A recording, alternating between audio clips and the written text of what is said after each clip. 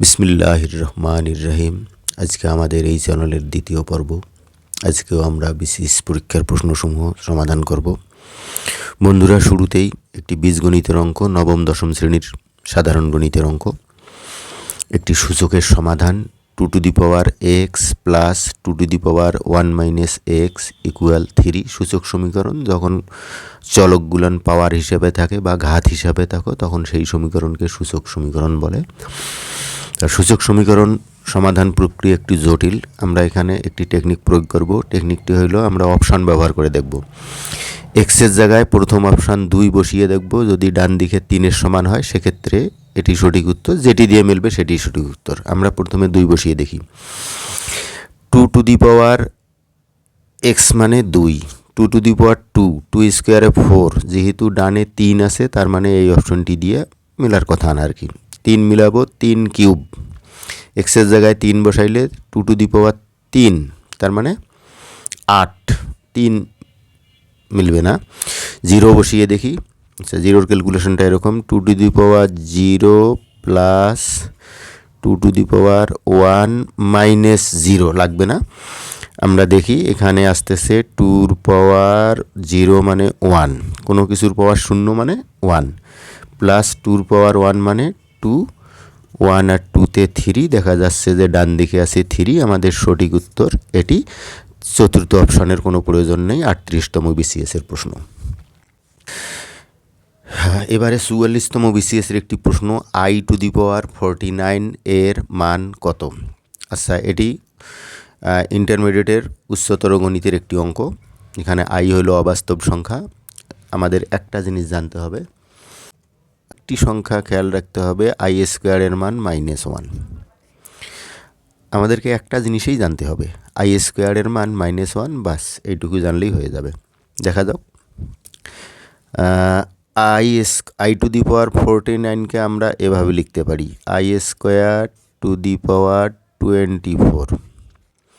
কত আসতেছে? i square to the পাওয়ার 24। আমরা জানি পাওয়ারে গুণ হয় 48, তার মানে i টু দি পাওয়ার 49 মিলতে আরও একটি i লাগবে। আচ্ছা, এখন আমরা ওই যে জানতে হবে i স্কোয়ারের মান -1, i স্কোয়ারের মান -1 বসিয়ে 24 ইন্টু i, পাওয়ার ঋণাত্মক সংখ্যার উপর পাওয়ার জোর হলে এটা প্লাস হয়ে যাবে। 1-এর পাওয়ার 24 মানে 1, 1 ইন্টু i সমান i। সঠিক উত্তর i। পরবর্তী অঙ্ক সমাধান। এটিও একটি নবম দশম শ্রেণীর গণিত বইয়ের অঙ্ক। এখানেও আমরা সমাধান করতে যাচ্ছি না, আমরা অপশান ব্যবহার করব। প্রথম অপশান 1, আমরা এক্সের পরিবর্তে 1 বসিয়ে দেখি। 3/1 প্লাস 4/1 প্লাস 1, এই যোগফল 2 আসলে এটি সঠিক উত্তর। 3 প্লাস 4 এখানে 2 হবে, 4/2, 2 5 হবে না, তার মানে এটা কাটা। 2 বসিয়ে দেখি। 3/2 এক্সের জায়গায় 2 প্লাস 4/2 আর একে একবারই দিই 3, এটি যোগ করলে 2 হবে না। 3 নম্বর অপশান। এক্সের জায়গায় 3 বসাবো।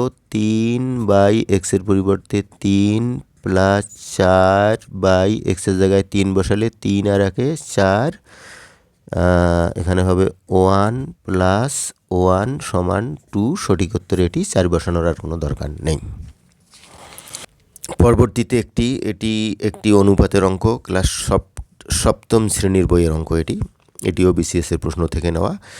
3, 9, 4 এর চতুর্থ সমানুপাতি কত? চতুর্থ সমানুপাতি মিনস এখানে 3:9, এই অনুপাতটা যা হবে 4 এখানে কত দিলে অনুপাতটা সমান হবে?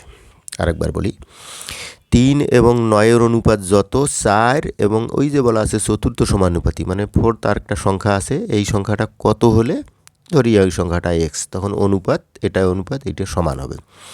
তো এখানে চতুর্থ সমানুপাতি বের করার একটি নিয়ম আছে। এখানে মোট 4টি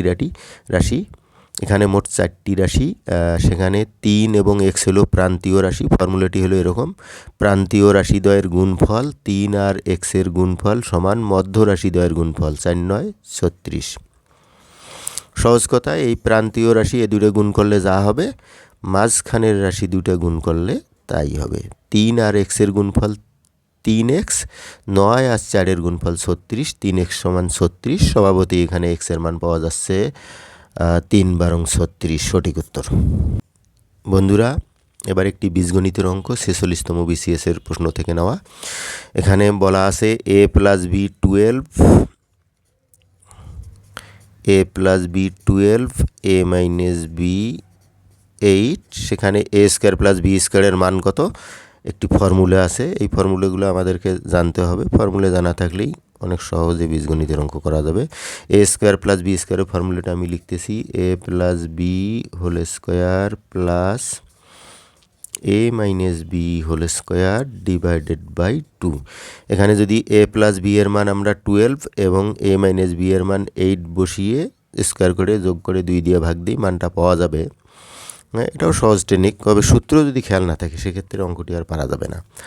আমি একটা শর্ট টেকনিক দেখাই। এখান থেকে যদি আমরা এ ও বি এর মান বের করতে পারি, খুব সহজেই বের করা যাবে, লিখতেও হবে না। এই দুটো যোগ করলে বি আর বি কাটা যাবে।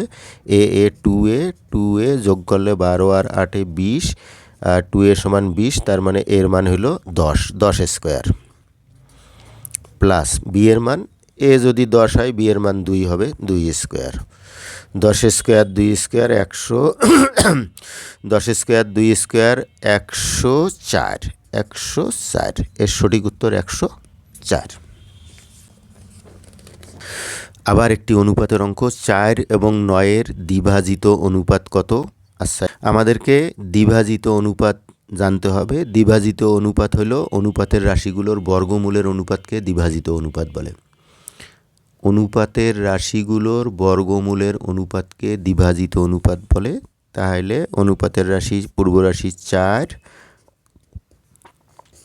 অনুপাত 9, 4-এর বর্গমূল 2, 9-এর বর্গমূল 3, সঠিক উত্তর এটি। একটু বলে রাখি, দ্বিভাজিত অনুপাত দ্বিগুণানুপাত হইল যদি আমরা বর্গ করি, এই তত্ত্বটি জেনে রাখা ভালো। বর্গের অনুপাত হলো দ্বিগুণানুপাত। 16 অনুপাত 81, 16 অনুপাত 81, এটা দ্বিগুণানুপাত। আর দ্বিভাজিত অনুপাত হলো রুট করে দিলে যা হবে সেটি দ্বিভাজিত অনুপাত, 2:3, এটি সঠিক উত্তর। বন্ধুরা, এবার একটি বার নির্ণয় করার প্রশ্ন। প্রায় প্রতিটি কম্পিটিশন পরীক্ষায় এই বার বের করার একটি প্রশ্ন থাকেই। 44তম বিসিএসের প্রশ্ন, 2018 সালের 20 জানুয়ারি শনিবার হলে 15ই মার্চ কী বার ছিল? 2018 সালের 20 জানুয়ারি যদি শনিবার হয় তাহলে ওই বছরের 15ই মার্চ কী বার ছিল? এক্ষেত্রে আমাদের একটি ফর্মুলা আছে, খুব সহজ ফর্মুলা, যে কোনো বার 7 দিন পর রিপিট হয়, এটি আমরা জানি। আজকে যদি শুক্রবার হয় 7 দিন পরে আবার শুক্রবারই আসবে। আজকে যদি শনিবার হয় 7 দিন পরে আবার শনিবার আসবে। তা আমরা এখানে মোট কত দিনের ঘটনা সেটা বের করব। এখানে 20 জানুয়ারির পরের দিনগুলো কাউন্ট করতে হবে। 20 জানুয়ারির পরে আছে, 20 জানুয়ারি হবে না, 20-এর পরে।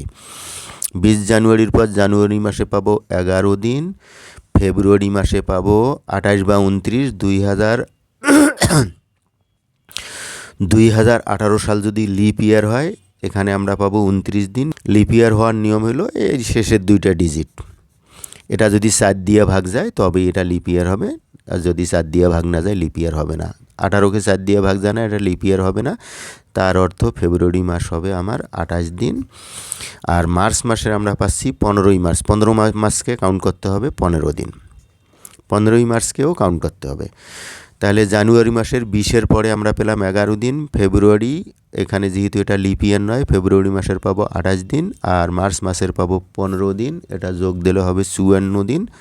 আমরা 7 দিয়ে ভাগ দেব, 7 × 7 = 49, নামে 5, তার মানে 7 দিন, 7 বার শনিবার রিপিট হওয়ার পরে আরও 5 দিন হাতে থাকে।